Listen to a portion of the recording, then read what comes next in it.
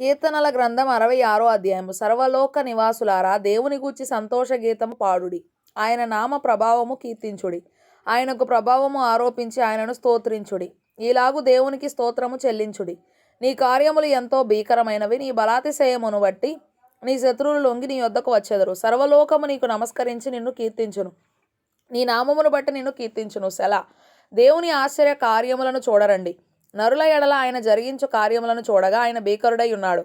ఆయన సముద్రమును ఎండిన భూమిగా చేసెను. జనులు కాలినడకచే దాటిరి. అక్కడ ఆయన యందు మేము సంతోషించితిమి. ఆయన తన పరాక్రమం వలన నిత్యము ఏలుచున్నాడు. అన్ని జనుల మీద ఆయన తన దృష్టి ఉంచి ఉన్నాడు. ద్రోహులు తమ్ము తాము హెచ్చించుకొన తగదు. సెలా. జనములారా, మా దేవుని సన్నుతించుడి.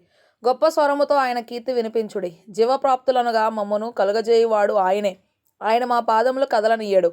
దేవా, నీవు మమ్మను పరిశీలించి ఉన్నావు. వెండిని నిర్మలము చేయు రీతిగా మమ్మను నిర్మలులను చేసి ఉన్నావు. నీవు బందీగృహములో మమ్ము ఉంచితివి.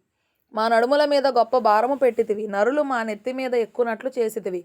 మేము నిప్పులలోనూ నీళ్లలోనూ పడితిమి. అయినను నీవు సమృద్ధి గల చోటికి మమ్ము రప్పించి ఉన్నావు. దహన బలులను తీసుకొని నేను నీ మందిరంలోనికి వచ్చేదను. నాకు శ్రమ కలిగినప్పుడు నా పెదవులు పలికిన మొక్కుబడులను, నా నోరు వచించిన మొక్కుబడులను నేను నీకు చెల్లించెదను. పొట్టేళ్లను, ధూపమును, క్రొవ్విన గొర్రెలను తీసుకొని నీకు దహన బలులు అర్పించెదను. ఎద్దులను, పోతు మేకలను అర్పించెదను. సెలా. దేవుని యందు భయభక్తులు గల వారలారా, మీరందరూ వచ్చి ఆలకించుడి. ఆయన నా కొరకు చేసిన కార్యములను నేను వినిపించెదను. ఆయనకు నేను మొరపెట్టి తిని, అప్పుడే నా నోట శ్రేష్టమైన కీర్తన ఉండెను. నా హృదయంలో నేను పాపమును లక్ష్యము చేసిన ఎడల ప్రభువు నా మనవి వినకపోవును. నిశ్చయముగా దేవుడు నా మనవి అంగీకరించి ఉన్నాడు. ఆయన నా విజ్ఞాపన ఆలకించి ఉన్నాడు. దేవుడు నా ప్రార్థనను త్రోసివేయలేదు.